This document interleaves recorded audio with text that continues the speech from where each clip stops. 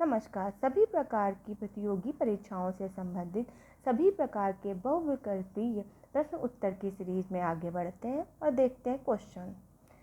1303 में काकतीय शासकों की सेना ने निम्न में से किसकी सेना को वारंगल में परास्त किया? तो ऑप्शन ए इल्तुतमिश की सेना को, ऑप्शन बी बलबन की सेना को, ऑप्शन सी अलाउद्दीन खिलजी की सेना को, ऑप्शन डी मोहम्मद तुगलक की सेना को। तो इसका सही आंसर है ऑप्शन सी अलाउद्दीन खिलजी। व्याख्या देख लेते हैं। अलाउद्दीन खिलजी के समय में सबसे पहला आक्रमण 1303 ईस्वी में तेलंगाना पर किया गया था। यह आक्रमण फर्रुखुद्दीन जूना और नसरत खां के भतीजे मलिक छज्जू के नेतृत्व में बंगाल तथा उड़ीसा के मार्ग से किया गया, परंतु यह आक्रमण विफल हुआ और काकतीय शासक प्रतापरुद्रदेव ने मुसलमानों को परास्त करके अव्यवस्थित रूप से वापस लौटने के लिए बाध्य कर दिया। अब आधुनिक इतिहास के क्वेश्चन देख लेते हैं। निम्नलिखित कथनों पर विचार कीजिए तथा उनके नीचे दिए कूट से सही उत्तर का चयन कीजिए। अभिकथन 1, ब्रिटिश काल में सामान्यतः भारत का व्यापार संतुलन अनुकूल था। और इसका कथन आर, धन की निकासी का स्वरूप अप्रतिफलित निर्यात था। कूट दे रखे ए तथा आर दोनों सही है तथा आर ए की सही व्याख्या करता है। ऑप्शन बी, ए तथा आर दोनों सही है परंतु आर ए की व्याख्या नहीं करता है।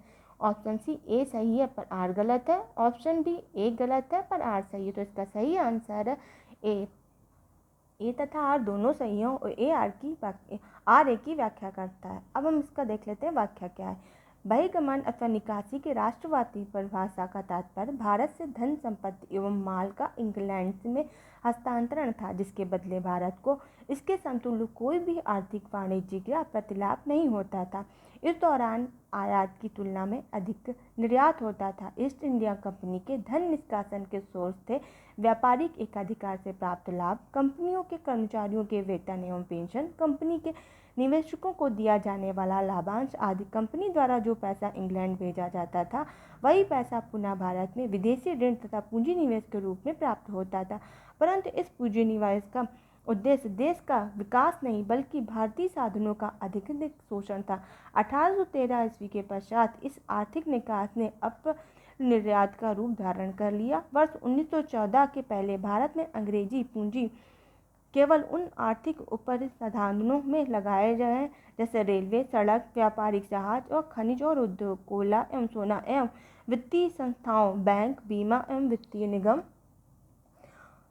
जो अंग्रेजी उद्योग के अनुपूरक थे और इनमें भारतीय औद्योगिक विकास के लिए कोई स्थान नहीं था तथा दादाभाई नौरोजी ने धन के निकास को अनिष्टों का अनिष्ट, एवल ऑफ ऑल एवल्स की संज्ञा दी थी और भारत की निर्धनता का मुख्य कारण बताया था। अतः स्पष्ट है कि ए तथा आर दोनों सही है और आर ए की सही व्याख्या करता है। नेक्स्ट क्वेश्चन है, निम्नलिखित में से कौन सा युग सुमेलित नहीं है? ए, हेक्टर मुनरो बक्सर का युद्ध, लॉर्ड हेस्टिंग्स आंग्ल नेपाल युद्ध, सी, लॉर्ड वेलिजली चतुर्थ आंग्ल मैसूर, डी, लॉर्ड कॉर्नवालिस तृतीय आंग्ल मराठा युद्ध। इसका सही आंसर है डी, लॉर्ड कॉर्नवालिस तृतीय आंग्ल मराठा युद्ध, जो कि सही सुमेलित नहीं है। और इसकी व्याख्या देख लेते हैं। अंग्रेजों तथा मराठों के मध्य 3 युद्ध हुए थे। प्रथम आंग्ल मराठा युद्ध 1775 से 1782 ईस्वी के समय वारेन हेस्टिंग्स कंपनी का गवर्नर जनरल था। द्वितीय आंग्ल मराठा युद्ध 1803 से 1805 के समय लॉर्ड वेलिजली गवर्नर जनरल था तथा तीसरा आंग्ल मराठा युद्ध 1817 से 1818 के ईस्वी के समय लॉर्ड हेस्टिंग्स गवर्नर जनरल था। तीसरा आंग्ल मराठा युद्ध का कारण पिंडारियों के विरुद्ध अंग्रेजों का अभियान था। नेक्स्ट क्वेश्चन है, निम्नलिखित युगों में कौन सही सुमेलित नहीं है? विद्रोह और उनका वर्ष दे रखा है। पावना विद्रोह, ऑप्शन ए पावना विद्रोह 1873, ऑप्शन बी दक्कन किसान विद्रोह 1875, ऑप्शन सी सन्यासी विद्रोह 1894 और ऑप्शन डी कोल विद्रोह 1877। लेकिन इसमें जो लोक सेवा आयोग ने कोई क्वेश्चन को वो नहीं दिया, इसको बाहर कर दिया, तो हम इसका सही आंसर देख लेते हैं कि है क्या। विद्रोह, पावना विद्रोह 1873 से 1876 तक चला था। दिक्कन किसान विद्रोह 1874 से 1875 तक चला था। सन्यासी विद्रोह 1863 से 1800 तक चला था और कोल विद्रोह 1831 से 1832 तक चला था। नेक्स्ट क्वेश्चन है, निम्नलिखित में से किस समाज सुधारक ने 1826 के जूरी अधिनियम का घोर विरोध किया था? ऑप्शन ए ईश्वरचंद विद्यासागर ने, ऑप्शन बी राजा राम मोहन राय ने, ऑप्शन सी महादेव गोविंद रनाडे ने और ऑप्शन डी राजनारायण बसु ने। तो इसका सही आंसर है ऑप्शन डी, राजा राम मोहन राय ने। अब इसकी व्याख्या हम देख लेते हैं। 1826 में जूरी एक्ट पारित किया गया था, जिसके अंतर्गत न्यायालयों में धार्मिक आधार पर भेदभाव की शुरुआत हुई। इसके अंतर्गत यह प्रावधान था कि हिंदू तथा मुसलमानों के मामले में सुनवाई किसी यूरोपीय अथवा भारतीय ईसाई जजों द्वारा तो की जा सकती है, किंतु किसी भी ईसाई, चाहे वह यूरोपीय हो अथवा भारतीय, की सुनवाई किसी हिंदू अथवा मुसलमान न्यायाधीश द्वारा नहीं की जा सकती थी। राजा राम मोहन राय ने इस भेदभाव का जोरदार तरीके से विरोध किया था। अब नेक्स्ट क्वेश्चन है, निम्नलिखित में से किन स्थानों पर डचों ने अपने व्यापारिक अड्डे स्थापित किए थे? Option A Nagapattinam, Chinsurah, Machilipatnam, option B Surat, Bharuch, Agra, option C Cochin, Ahmedabad, Patna, option D उपयुक्त सही। तो इसका सही आंसर होगा ऑप्शन डी।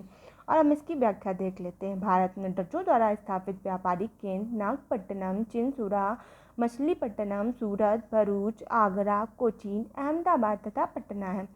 नेक्स्ट क्वेश्चन है, स्वतंत्रता पूर्व भारत में निम्नलिखित में से किसने केंद्रीय विधानसभा में स्वराज दल का समर्थन किया था? Option A M.A. Jinnah, option B Maulana Abul Kalam Azad, option C doctor Rajendra Prasad, option D Jawaharlal Nehru. तो इसका सही आंसर है ऑप्शन ए M.A. जिन्ना। नवंबर 1923 में विधान परिषदों के चुनाव हुए। सेंट्रल लेजिस्लेटिव असेंबली की 101 निर्वाचित सीटों में से 42 पर स्वराज पार्टी की जीत हुई।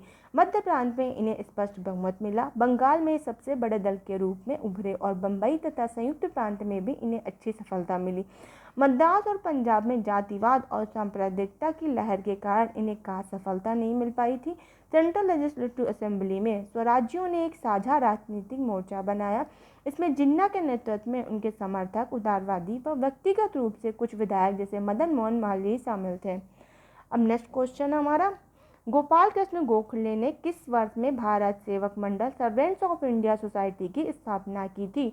Option A 1902, option B 1903, option C 1904, option D 1905। इसका सही आंसर है ऑप्शन डी 1905। और व्याख्या देख लेते हैं।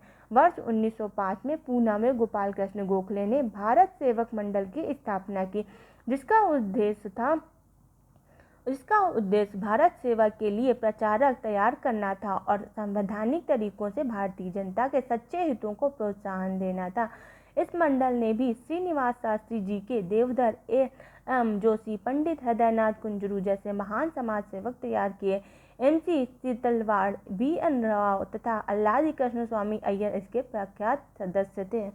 अब नेक्स्ट क्वेश्चन है हमारा, निम्नलिखित में से किस वर्ष बंगाल के मिदनापुर जिले में जातीय सरकार की स्थापना हुई? Option A 1939, option B 1940, option D 1941, option D 1942। इसका सही आंसर है ऑप्शन डी 1942। व्याख्या देख लेते हैं। भारत छोड़ो आंदोलन की एक महत्वपूर्ण विशेषता बलिया, तामलुक, मिदनापुर, सतारा सहित देश के कई स्थानों पर समानांतर सरकारों की स्थापना रही। दिसंबर 1942 में बंगाल के मिदनापुर जिले में सतीश सावंत के नेतृत्व में गठित जातीय सरकार सितंबर 1944 तक चली। इस सरकार ने तूफान पीड़ितों के लिए सहायता कार्यक्रम प्रारंभ किया, स्कूलों को अनुदान दिया, धनी लोगों का अतिरिक्त धन गरीबों में बांटा तथा एक सशस्त्र विद्युत वाहिनी का गठन किया। नेक्स्ट क्वेश्चन है, निम्नलिखित में से किस केस के समस्त संसार में चर्चा हुई और अभियुक्तों के समर्थन में Albert Einstein, M.G. Wells, Harold Laski और रूजवेल्ट ने सहानुभूतिपूर्ण टिप्पणी की? ऑप्शन ए INM मुकदमा, ऑप्शन डी लाहौर षड्यंत्र मुकदमा, ऑप्शन सी मेरठ षड्यंत्र मुकदमा, ऑप्शन डी उपयुक्त में से कोई नहीं। इसका सही आंसर है ऑप्शन सी मेरठ षड्यंत्र मुकदमा। अब इसकी व्याख्या देख लेते हैं। वर्ष 1929 से 33 के बीच हुए मेरठ षड्यंत्र मामले में 33 संदिग्धों पर राजद्रोह का मुकदमा चलाया गया। इसकी समस्त संसार में चर्चा हुई और professor Einstein, H.G. Wells, Harold Laski, रोलाम तथा रूजवेल्ट ने इसकी आलोचना की। धन्यवाद।